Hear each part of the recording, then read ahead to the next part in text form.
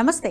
భారతదేశ చరిత్రలో స్వాతంత్ర్య పోరాటం తర్వాత భారత జాతి మొత్తాన్ని సమైక్యపరిచిన ఏకైక ఉద్యమం శ్రీరామ జన్మభూమి పోరాటమే.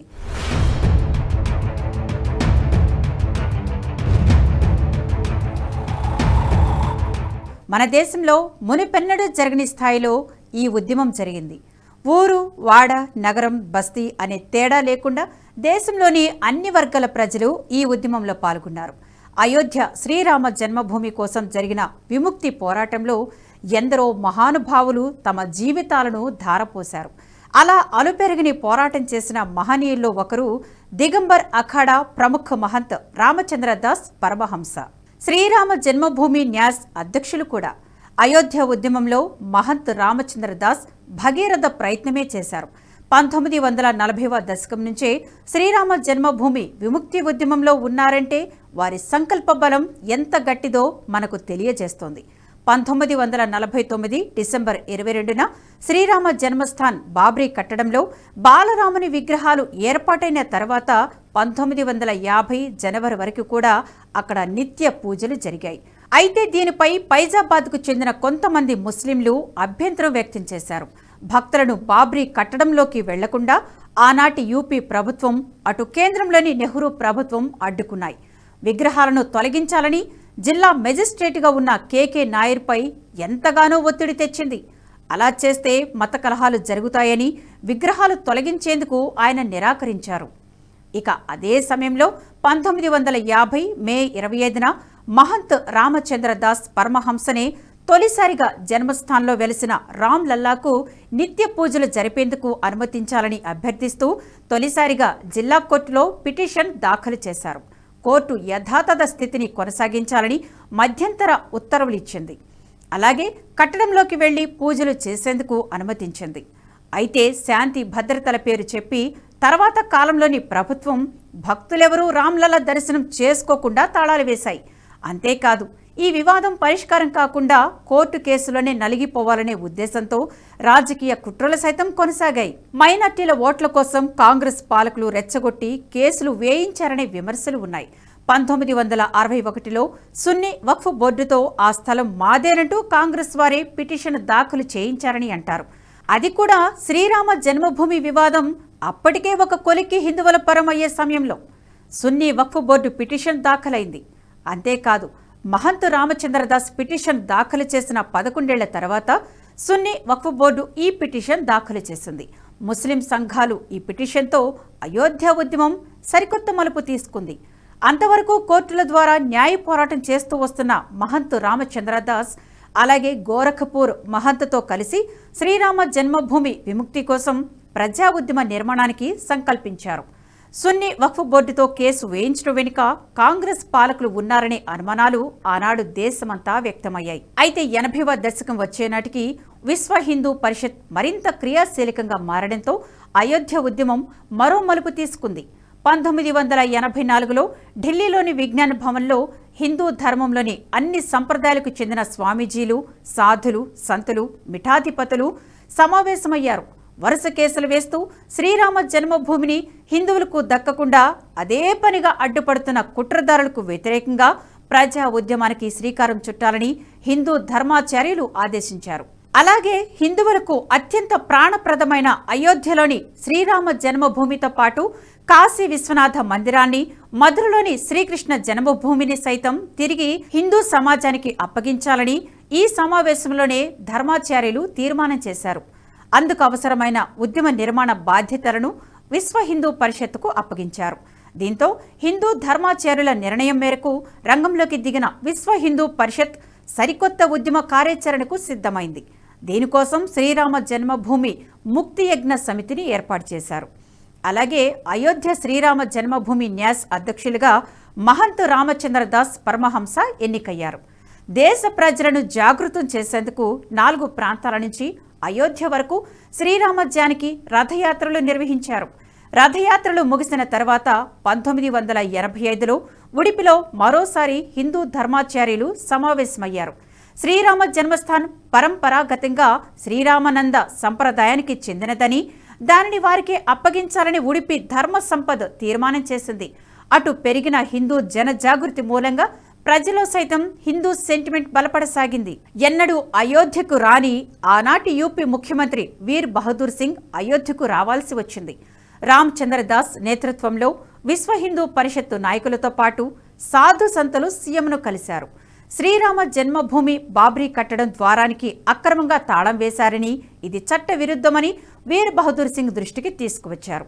ఆ తర్వాత శ్రీరామ జన్మభూమి కట్టడం తాళాలు తెరిపించాలని కోరుతూ 1986 ఫిబ్రవరి 1న ఫైజాబాద్ జిల్లా కోర్టులో ఒక పిటిషన్ దాఖలు చేశారు. ఈ పిటిషన్ను విచారణకు స్వీకరించిన ఫైజాబాద్ జిల్లా కోర్టు యూపీ ప్రభుత్వానికి నోటీసులు జారీ చేసింది.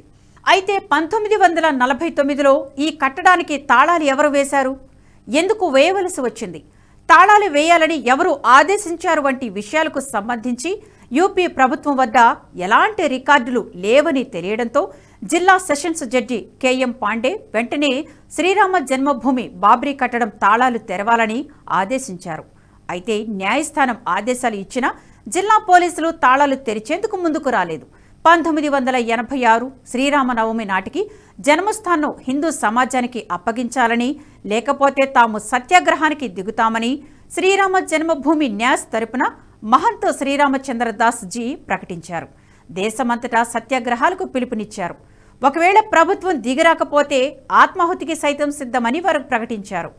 దీంతో 1986 మార్చి 9న చివరకు పోలీసులు శ్రీరామ జన్మభూమి బాబ్రీ కట్టడం తాళాలు తెరిచారు.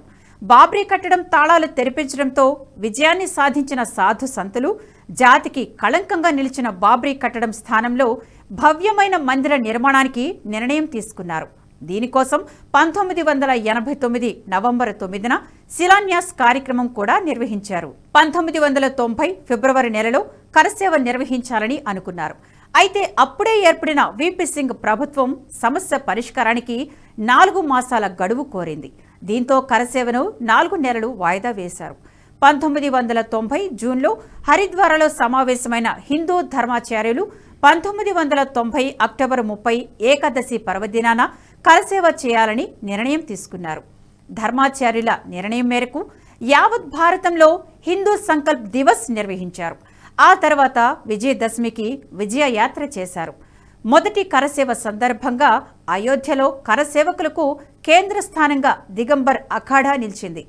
మహంత్ రామచంద్ర దాస్ పరమహంసను మొలాయం ప్రభుత్వం అరెస్టు చేసింది.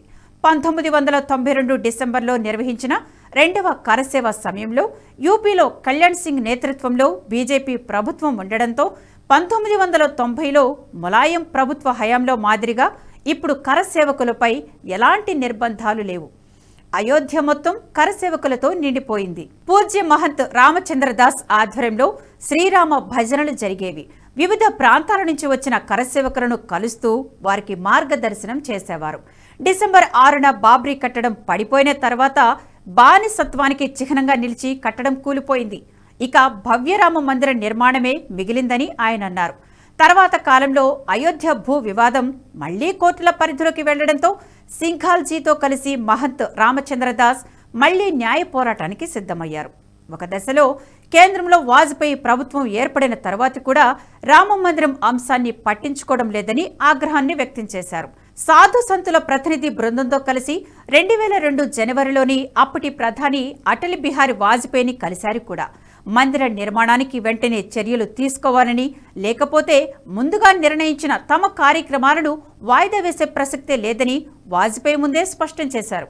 2002 మార్చిలో అయోధ్యలో యజ్ఞంతో పాటు శిలాదాన కార్యక్రమానికి మహంత్ రామచంద్ర దాస్ పిలుపునిచ్చారు. ప్రభుత్వం ఈ కార్యక్రమాన్ని అడ్డుకుంటే తాను ఆత్మాహుతి చేసుకుంటానని కేంద్ర ప్రభుత్వాన్ని హెచ్చరించారు. ఈ కార్యక్రమానికి దేశం నలుమూల నుంచి రామ భక్తులు తరలివచ్చారు. మహంత్ రామచంద్ర దాస్ ప్రకటనతో వాజ్పేయి ప్రభుత్వం ఉలిక్కిపడింది. అయోధ్యను దిగ్బంధించింది. రామభక్తులను కట్టడి చేసేందుకు అనేక చర్యలు చేపట్టింది. ఇది దేశవ్యాప్తంగా ఉద్రిక్తతలకు దారితీసింది. మహంత్ రామచంద్ర దాస్ను బుజ్జగించి ఆయన నిర్ణయాన్ని వెనక్కి తీసుకునేలా కేంద్ర మంత్రులను సైతం ఆయన వద్దకు పంపించింది వాజ్పేయి ప్రభుత్వం. చివరకు మధ్య మార్గంగా ప్రభుత్వాధికారి చేత శిలాదానం స్వీకరించేందుకు ప్రభుత్వం చర్యలు తీసుకోవడంతో ఈ కార్యక్రమం శాంతియుతంగా ముగిసింది. 2003లో ఢిల్లీలో సైతం వారు సత్యాగ్రహం నిర్వహించి అరెస్టు కూడా అయ్యారు. 2003 ఏప్రిల్ 29, 30న అయోధ్యలో శ్రీరామ సంకీర్తన కార్యక్రమం నిర్వహించాలని భావించారు. ఈ కార్యక్రమంలో దాదాపు 2 లక్షల గ్రామాల నుంచి 2 కోట్ల మంది ప్రజలను భాగస్వాములు చేయాలని ఆయన తలిచారు.